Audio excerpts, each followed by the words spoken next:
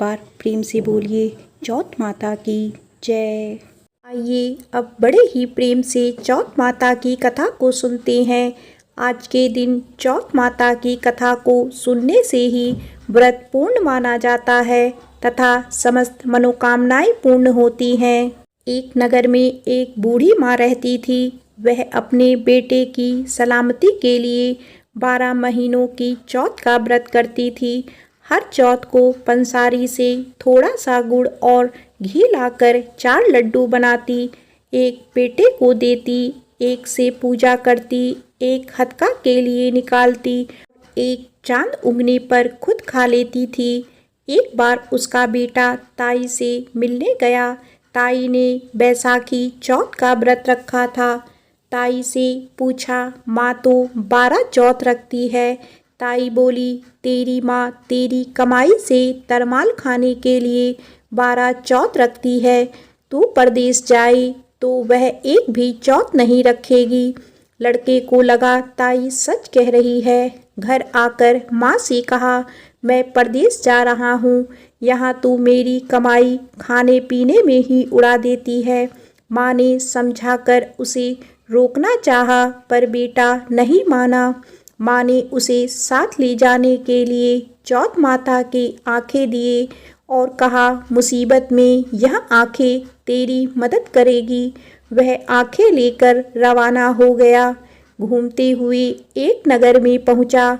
उसने देखा एक बूढ़ी माँ रोती जा रही है और पुआ बनाते जा रही है।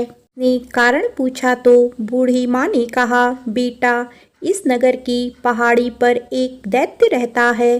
पहले वो नगर में आकर कई लोगों को खाने के लिए मार देता था। अब राजा हर घर से एक आदमी दैत्य के पास भेजता है और आज मेरे बेटे की बारी है, इसीलिए मैं रो रही हूँ और उसी के लिए पुए बना रही हूँ। वह बोला, तू पुए मुझे खिला दे, तेरे बेटे की जगह मैं चला जाता हूँ। बूढ़ी माँ ने खीर पुए उसे खिला दिए। खा पी कर वह सो गया। रात को राजा के सैनिक आए तो बूढ़ी माँ ने उसे भेज दिया। दैत्य के सामने पहुँचने पर उसने चौथ माता की आंखें दैत्य की तरफ फेंक कर कहा, हे चौथ माता, यदि मेरी माँ मेरी सलामती के लिए व्रत करती है तो दैत्य का सिर कटकर गिर जाए। फिर दैत्य का सिर कटकर गिर गया। लड़का वापस आ गया। राजा ने उसे उपहार देकर विदा किया। चलते चलते वह एक दूसरे राजा के नगर में पहुंचा। इस राज्य में आवा तभी पकता है जब एक इंसान की बलि दी जाती थी। सिपाहियों ने उसे पकड़कर आवे में चुन दिया।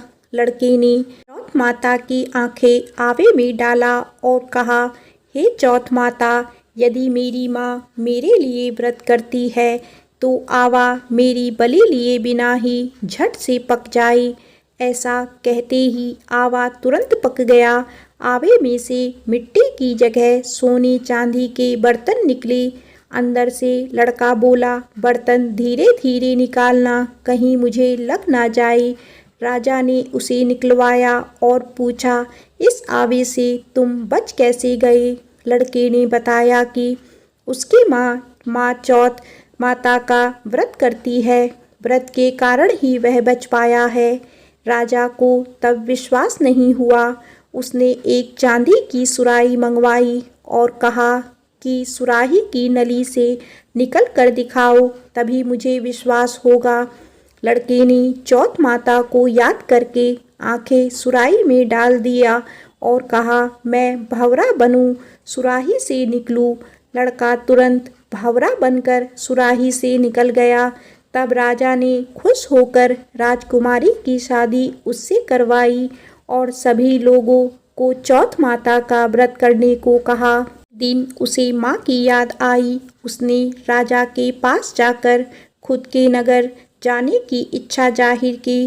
राजा ने रथ, घोड़ा, हाथी और खूब सारा दान दहेज देकर उसे विदा किया।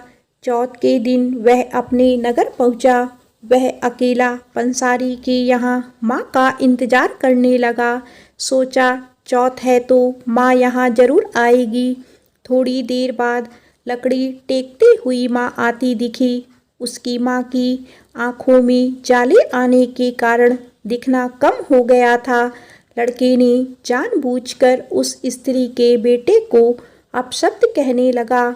माँ ने उसे नहीं पहचाना और कहने लगी, भैया मुझे चाहे कितनी गाली दे दो पर मेरे बेटे को कुछ मत कहना। यह सुनते ही बेटा माँ के चरणों में गिर पड़ा और कहा, माँ मैं तेरा ही बेटा हूँ, मुझे माफ़ कर दो। तब माँ ने उसे गले से लगा लिया। नगर के लोगों ने विश्वास नहीं किया कि वह उसी का बेटा है। बूढ़ी माँ ने चौथ माता को याद करके कहा, हे चौथ माता, यदि मैं अपने बेटे के लिए व्रत करती हूँ तो मेरे स्तन में दूध भर जाए और उसकी धार मेरे बेटे के मुख में गिरे। माँ के स्तनों से दूध की धार निकलकर बेटे के मुंह में गिरने लगी। लोग चौथ माता की जय जयकार करने लगे। उस नगर के सभी लोग चौथ माता का व्रत करने लगे। हे चौथ माता, जैसा बूढ़ी माँ और उसके बेटे की सहायता की वैसे हमारी भी करना। कहानी कहने, सुनने और हुंकारा भरने वालों पर अपनी कृपा करना। प्रेम से बोलो चौथ माता की जय। ये अब सुनते हैं संकट चौथ माता की दूसरी कथा। एक गांव में एक साहूकार और साहूकारनी रहते थे। दोनों ही कोई पूजा पाठ नहीं करते थे। संभवतः इसी कारण उनकी कोई संतान नहीं थी। एक दिन साहूकारनी अपने पड़ोसी के घर गई तो उसने देखा कि वो कोई पूजा कर रही है। पूछने पर पता चला कि उस दिन संकट चौथ की थी और पड़ोसन उसी की पूजा कर रही थी। साहूकारनी ने उससे पूछा कि चौथ का व्रत करने से क्या होता है। इस पर पड़ोसन ने कहा कि इसे करने से अन्न, धन, सुख, सुहाग, संतान सब मिलता है। इस पर साहूकारनी ने कहा, यदि वो गर्भवती हुई तो 1.25 सेर तिलकुट बनाकर चौथ का व्रत करेगी। गणेश भगवान की कृपा से वो गर्भवती हो गई। तब उसने संतान के जन्म पर व्रत पूजा करने का इरादा किया। कुछ समय बाद उसका पुत्र हुआ तो फिर उसने व्रत को टाल दिया और कहा कि जब उसके बेटे का विवाह होगा तब वो संकट चौथ का व्रत करेगी। बेटा बड़ा हुआ और उसका परदेश में विवाह सुनिश्चित हो गया। जब बेटा बारात लेकर गया तब साहूकारनी ने व्रत करने का इरादा नहीं दिखाया। इससे गणेश भगवान रुष्ट हो गई और चौथ माता भी नाराज हो गई, जिसके चलते बेटा फेरों के बीच से अदृश्य हो गया और चौथ माता ने उसे जंगल में पीपल के पेड़ पर बिठा दिया।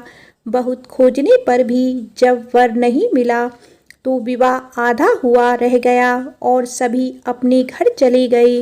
एक दिन उस युवक की अर्ध विवाही पत्नी अपनी सहेलियों के साथ पूजा के लिए दूब लेने जंगल गई। रास्ते में वही पीपल का पेड़ पड़ा जिस पर उसका आधा पति बैठा था। उसने आवाज़ दी, आ मेरी अर्धव्याही। डर कर लड़की घर चली आई पर दुख से सूखने लगी। जब उसकी माँ ने उसका कारण पूछा तो उसने जंगल की घटना का जिक्र किया। उसकी माँ उसी स्थान पर गई तो उसने देखा कि सेहरा पहने, साफा बांधे उसका जमाई पीपल पर बैठा है। उसने इसका कारण पूछा तो लड़के ने बताया कि माँ ने बोलने के बाद भी चौथ का तिलकुट नहीं किया, इसीलिए चौथ माता ने नाराज होकर उसे वहाँ बैठा दिया। यह सुनकर लड़की की माँ साहूकारनी के घर गई और उसने पूछा कि तुमने संकट चौथ का कुछ बोला था? तो उसने कहा, हाँ तिलकुट बोला था। तब उसकी समधिन ने कहा कि बोलने के बावजूद अपना वचन ना निभाने के कारण आपको दंड भुगतना पड़ रहा है। इस पर साहूकारनी ने कहा कि जैसे ही उसका बेटा बहू लेकर घर आएगा वो तिलकुट करेगी। इससे गणेश जी प्रसन्न हो गए और उसके बेटे को मुक्त करके फेरे पूरे करने का आशीर्वाद दिया। धूमधाम से विवाह हो गया और वह बहू लेकर घर आया। इसके बाद प्रसन्न साहूकारनी ने 2.5 मन तिलकुट का पूजन किया, साथ ही प्रार्थना की, हे श्री गणेश और चौथ माता, जैसे आपको आशीर्वाद से मेरे कष्ट दूर हुए ऐसे सबके दूर हो। और वो हमेशा संकट चौथ और तिलकुट करने लगी। तभी से सब लोग ये कथा को पढ़कर इस व्रत को करते हैं। एक बार प्रेम से बोलिए श्री गणेश भगवान की जय, चौथ माता की जय।